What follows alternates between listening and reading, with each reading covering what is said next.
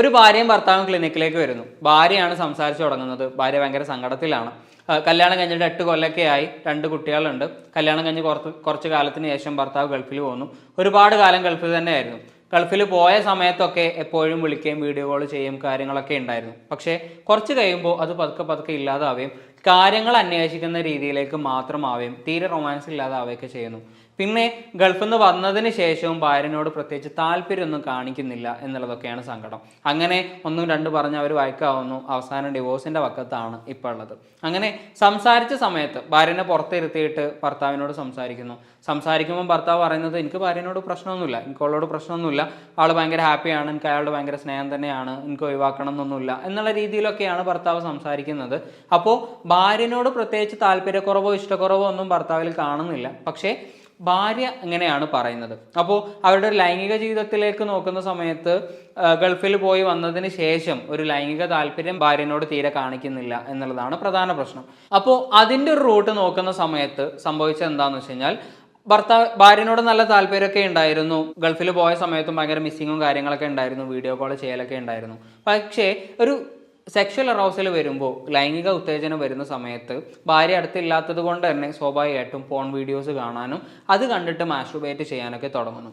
ഈ തുടങ്ങിയ സ്വഭാവം പതുക്കെ പതുക്കെ ഒരു അഡിക്ഷനിലേക്ക് മാറുകയും പിന്നീട് ലൈംഗിക സുഖം കിട്ടുന്നത് മാസ്റ്റുർബേഷനിലൂടെ മാത്രമാവുകയും ചെയ്യുന്നു. അങ്ങനെയാണ് ഭാര്യനോടുള്ള ഒരു താല്പര്യം പതുക്കെ പതുക്കെ കുറഞ്ഞു വരുന്നത്.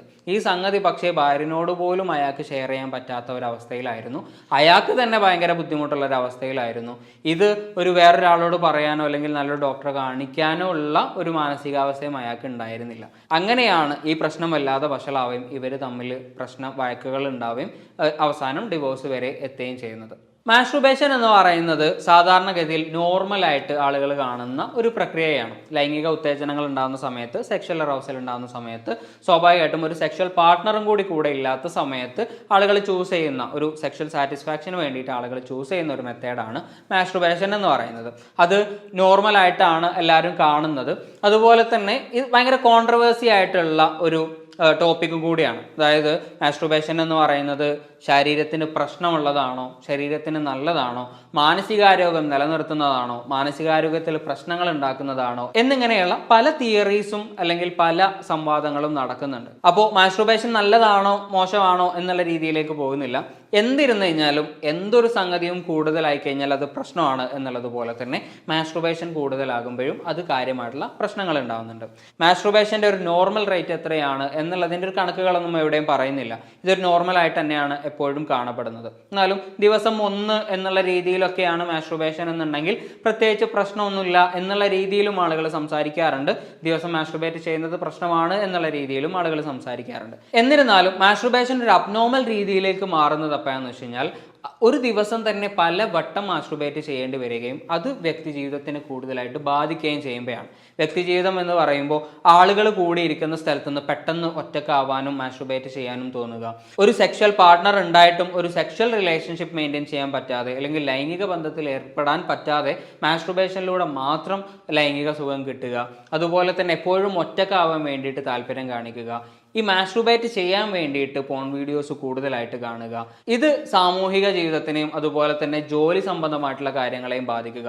ജോലി സംബന്ധമായിട്ടുള്ള കാര്യങ്ങൾ എന്ന് പറയുമ്പോൾ ജോലി ചെയ്യുന്നതിൻ്റെ ഇടക്ക് പെട്ടെന്ന് ഒറ്റക്കായി പോകാനും മാസ്റ്റുർബേറ്റ് ചെയ്യാനും തോന്നുക, പബ്ലിക് ടോയ്ലറ്റ് പോലെയുള്ള സാധാരണഗതിയിൽ ആളുകൾ മാസ്റ്റുർബേറ്റ് ചെയ്യാത്ത സ്ഥലത്തുനിന്ന് പോലും മാസ്റ്റുർബേറ്റ് ചെയ്യാനുള്ള ഇമ്പൾസുകൾ ഉണ്ടാവുക, ഇങ്ങനെയുള്ള രീതിയിലേക്കൊക്കെ പോകുമ്പോഴാണ് ഇതൊരു മാസ്റ്റുർബേഷൻ ഒരു അബ്നോർമാലിറ്റി ആയിട്ട് പറയാറുള്ളത്. ഇങ്ങനെ മാസ്റ്റുർബേഷൻ ഒരു അഡിക്ഷൻ ലെവലിലേക്ക് മാറുമ്പോൾ സ്വാഭാവികമായിട്ടും ഭയങ്കര സ്ട്രെസ് ആയിരിക്കും. ഒരു ഡിപ്രഷൻ ലെവലിലേക്ക് അല്ലെങ്കിൽ ഡിപ്രസീവ് സിംറ്റംസ് ഒക്കെ ഇയാൾ കാണിക്കാൻ തുടങ്ങും. ലൈംഗിക ജീവിതത്തിൽ അല്ലെങ്കിൽ വൈവാഹിക ജീവിതത്തിൽ കാര്യമായിട്ടുള്ള പ്രശ്നങ്ങൾ ഉണ്ടാവാൻ തുടങ്ങും. ഇങ്ങനെയുള്ള ഒരുപാട് പ്രശ്നങ്ങളാണ് മാസ്റ്റുർബേഷൻ അഡിക്ഷൻ ലെവലിലേക്ക് പോകുമ്പോൾ ഉണ്ടാകുന്നത്.